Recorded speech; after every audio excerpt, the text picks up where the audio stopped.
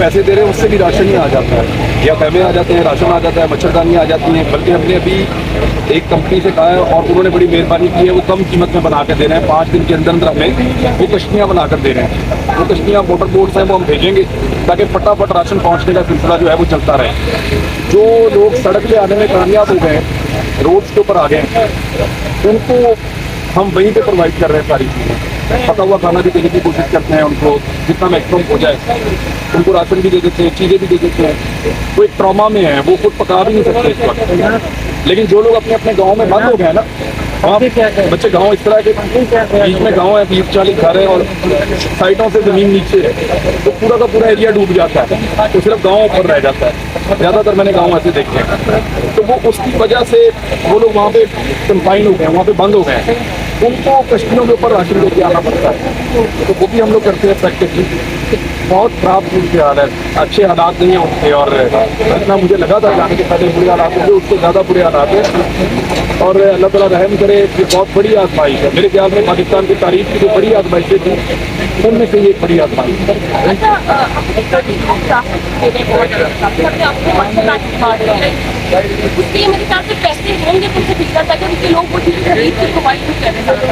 देखें, हम लोगों से बात ये भी कहते हैं कि आप फलाने का पेमेंट करें, वहाँ से खैमे आ जाएंगे, आप फलाने का पेमेंट करें, वहाँ से हमें मच्छरदानी आ जाएगी। अब मच्छरदानी मिल ही नहीं रही। हमने एक आदमी को 10,000 का कहा था, वो भी 350 देकर गया, 350 से आगे क्यों लेकर गया, 10,000 वो हमें नहीं दे पाया। तो अब वो ये कह रहा है कि मैं 2-3 दिन के अंदर और दूंगा। देखिए, हम यहाँ बैठे हुए ना, मच्छर नहीं है वहाँ पे। अगर आप उस सैलाबज़दा इलाके में कहीं पे भी बैठे ना, हर तरफ मच्छर आएंगे, हशरात आएंगे, और इतनी तबाही पेड़ते हैं वो शाम को मगरिब के वक्त, और उसके बाद सारी रात वो तंग करते हैं, वो लोग नहीं सो पाते। जो मुझे बच्चा और बड़ा नजर आ रहा था, उसकी स्किन के ऊपर पूरे निशान बने हुए थे। डॉक्टर दवाइयाँ दे देकर जाते हैं। अब इतनी ज़्यादा हम वो लोशन भी नहीं दे सकते, चीज़ें भी नहीं दे सकते। तो आखिरी हाल है, ये मच्छरदानी हर एक के बाद एक होनी चाहिए। ये सर्वाइवल की बात है। तो अब हमने बहुत सारे लोगों का जो बनाए, आप उसको जितनी आप बनाएंगे हम परचेज कर रहे हैं। आपका सर्वाइवल कैसे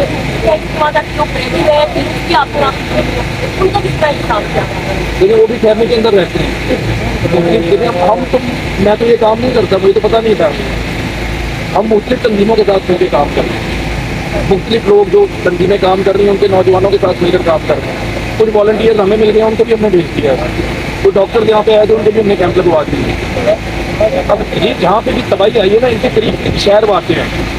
यानी अगर आप आ जाते हैं रुझान के इलाके में, तो आप राजनपुर पहुँच जाते हैं 1-1.5 घंटे में। सुबह फजर के बाद टीमें निकलती हैं, जाके सारा दिन अपना काम करती हैं, शाम में वापस आ जाती हैं मगरिब के बाद, और वो वापस आके यहाँ रुकती हैं। कुछ लोग जो है वो वहीं पर रुक जाते हैं, ताकि रात को भी कोई अगर इमरजेंसी है, उसकी हैंडलिंग की जाती है, तो वो इसलिए वहाँ मौजूद रहती है। गवर्नमेंट की टीमें हैं, वो भी वहाँ मौजूद रहती हैं। तो मल्टीपल तरीके हैं, लोगों के बस गुजारा हो रहा है। गवर्नमेंट की बात की, एनडीए में आपको वहाँ पे नजर आया, वो किस तरह से काम कर रहे हैं? वो लोग कर रहे हैं काम। अगर मैं अभी भी गिनूँ ना, तो किसी भी तंजीम से ज़्यादा खैमे एनडीए में के लगे हुए हैं। उनके पास वसाइल ज़्यादा थे, उनके पास खैमे जमा रहते हैं, और वो नॉर्मल हालात में भी इन चीज़ों को इकट्ठा रखते हैं। तो गवर्नमेंट की कैपेसिटी किसी भी एनजीओ से ज़्यादा हो सकती है। लेकिन मैं आपको फिर भी ये बताऊँ कि ये डिजास्टर इतना बड़ा है कि गवर्नमेंट इसको कभी भी अकेली टैकल नहीं कर सकती, बल्कि गवर्नमेंट के लिए ये नामुमकिन है। जब पूरा पाकिस्तान मिलेगा, इकट्ठे होंगे, काम करेंगे लगातार, और ये 2 महीने तक आपको कम से कम काम करना पड़ेगा। एटलीस्ट आपको अक्टूबर के एंड तक काम करना पड़ेगा, कम से कम, क्योंकि अभी बारिश का एक और स्पेल आ रहा है। आप अक्टूबर के एंड तक काम करेंगे, तो फिर गवर्नमेंट इस काबिल होगी कि लोगों को निकालने में कामयाब होगी। ये बहुत बड़ा डिजास्टर है, बहुत बड़ी तबाही है। लाइफ को नॉर्मल होने में बहुत टाइम लगेगा।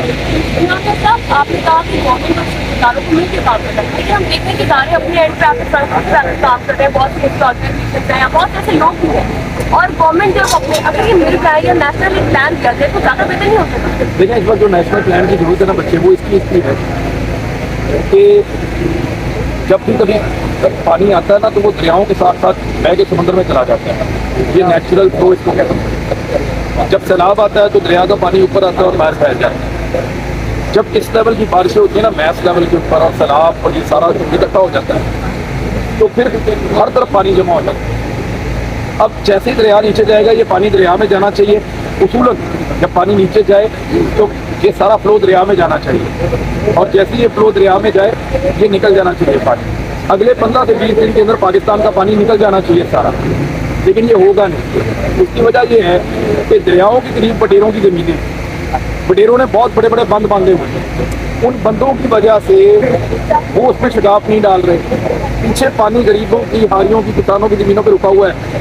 जब तक वो शगाफ नहीं डालेंगे पिछला पानी नहीं निकलेगा। और अगर वो ये सोच रहे हैं कि पिछला पानी ज़मीन के अंदर जाएगा तो इस काम में 3-3, 4-4 महीने लग जाएंगे, जिसका बिलावल ने कहा 6 महीने तक भी पानी नहीं निकलेगा।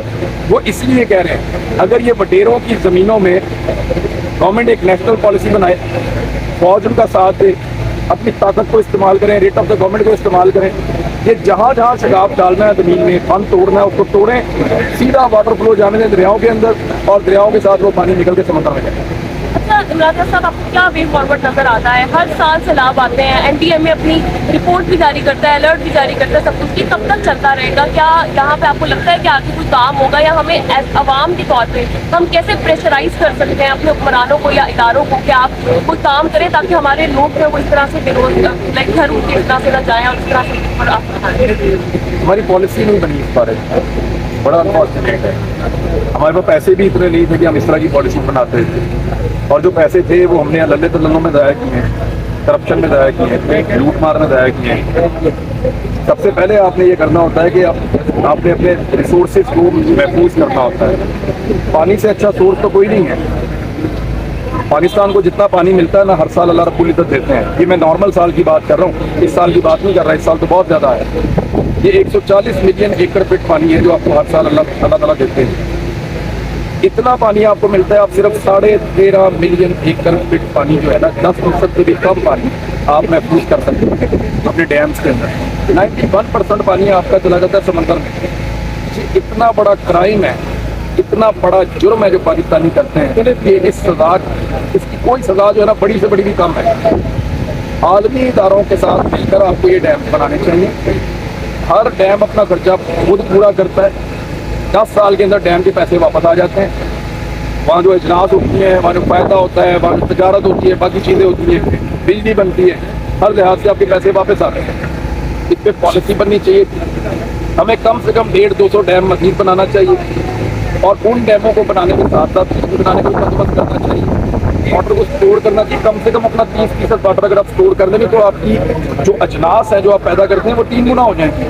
आपका पानी का मसला हल हो जाएगा, आपका ज़ेरे ज़मीन पानी का मसला भी हल हो जाएगा, आपका एनवायरनमेंट का मसला बहुत बड़े पैमाने पर हल हो जाएगा। तो ये पॉलिसी ऐसी बनानी पड़ेगी। अगर ये नहीं करेंगे तो हम यूँ ही फंसे रहेंगे। Thank you very much.